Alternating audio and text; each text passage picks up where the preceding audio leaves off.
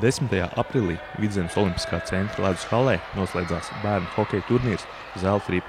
Azartiskās un emocijām bagātās sacensībās 15 komandas mēnešu garumā cīnījās par labākās Vidzemes bērnu hokeja komandas titulu.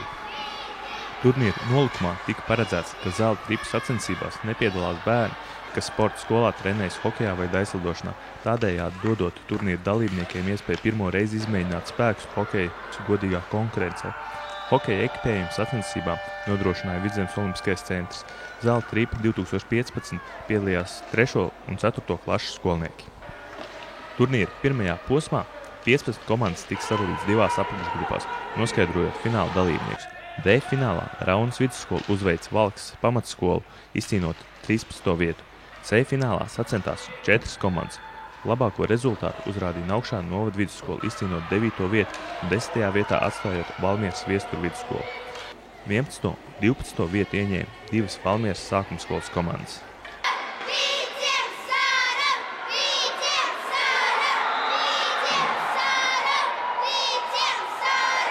B finālā Strenču novada vidusskola spēlē par 7. vietu apspēlēja Viciem pamatskolu, bet 5. vietu izcīnīja Valmieras Pārgavas sākumskola, kas izšķirošajā spēlē papildlaikā ar 4-3 uzveica Limbažu sākumskolu. A fināla pusfinālā Valmieras sākumskolas komanda piedzīvoja sāpīgu zaudējumu pret Mālpilu, kas pagarinājumā ar 6-5 izrāva uzvaru un iekļuva finālā. Otrā pusfināla spēlē Apes novads ar 11-2 apspēlēja Pāles pamatskolu. Spēlē par 3. vietu Valmieras sākumskola pēdējās sekundēs ar 5-4 izrāva uzvaru pret Pāles pamatskolu, bet fināla mačā Mālpils novada vidusskola spēles otrajā pusē salauza Apes novada pretestību un ar 9-3 izcīnīja zelta medaļas Zelta ripas turnīrā. Pēc fināla mača savos iespaidos dalījās Mālpils novada vidusskolas hokejisti. Mālpils, jūs esat Zelta ripa 2015 čempioni. Kā jūs šobrīd jūtaties? Ideāli! Brīnišķīgi! Pēdējā fināla spēlē esat uzvarējuši. Pastāstiet, kā īsti bija laukumā, kā jutāties? Tur bija viens baigi labs spēlētājs, bet mēs uzvarējām. Jā. Mēs daļas piespēlēm un precizitātes uzvarējām. Kā jums vispār kopumā patika šis te Zelta ripa turnīrs? Ļoti patiks. Vai jūs arī nākošgad brauksiet uz Zelta ripu spēlēt? Protams. Nu tad apsveicu, un tagad jūs noteikti gaidat, ka varēsiet saņemt medaļas un kausu, vai ne? Jā! Mālpiliešu panākumu Zelta ripas turnīrā galvenokārt kaldināja 3 spēlētāji – Brendans Fjodorovs, Uvis Strautnieks un Kristers Rauska. Par turnīra rezultatīvāko spēlētāju ar 86 gūtiem vārtiem kļuva Apes novada spēlētājs Rihards Berkolts. Savukārt Valmieras sākumskolai bronzas medaļu palīdzēja nodrošināt Dans Dukurs, kurš turnīrā izcēlās ar 62 gūtiem vārtiem. Zelta ripas sacensībās piedalījās ne tikai zēni, bet arī Kuples pulciņš meiteņi, kuras spēlēja nesliktāk par puišiem. Turnīra 4. spēcīgākās komandas Pāles pamatskolas sastāvā ar 27 gūtiem vārtiem izcēlās Linda Rūla.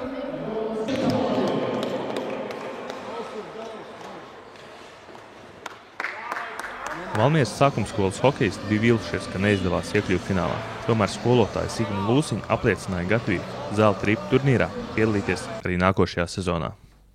Valmieras sākumskola jums 3. vieta Zelta ripā. Kā jūs šobrīd jūtaties? Labi. Ļoti labi. Kā vispār patīk šis te Zelta ripa turnīrs? Labi. Jo varēja izmēģināt, kā ir hokeja spēlēt ar visām bruņām. Kas hokejā ir tik īpašs? Kāpēc jums jauniešiem patīk to spēlēt? Tas ir interesanti. Jo var arī pamēģināt kaut ko citu, nevis, piemēram, visi cits sporta veidus zina, kā spēlēt hokeju. Un vai jūs nākošgad būsiet gatavi piedalīties Zelta ripā? Jā! Vesels 3 komandas Valmieras sākumskolai. Kā ir samanedžēt tā, lai visi būtu laukumā un spēlētu un piedalītos turnīrā? Vecāki palīdz, skolotāji arī citi palīdz, direktors palīdz, atbalsta, ka tiek no stundām ārā. Tā kā un bērni paši grib darboties. Kas ir tie galvenie ieguvumi bērniem piedaloties šajā Zelta ripa turnīrā? Ļoti aktīvi viņi sporto, nav jāpiespiež, nav jāpierunā, visi grib darīt un dara. Vai arī nākamgad mēs varam no Valmieras sākuma skolas sagaidīt 3 komandas vai varbūt pat vairāk? Jācer, ka turpināsim tāpat un vēl labāk.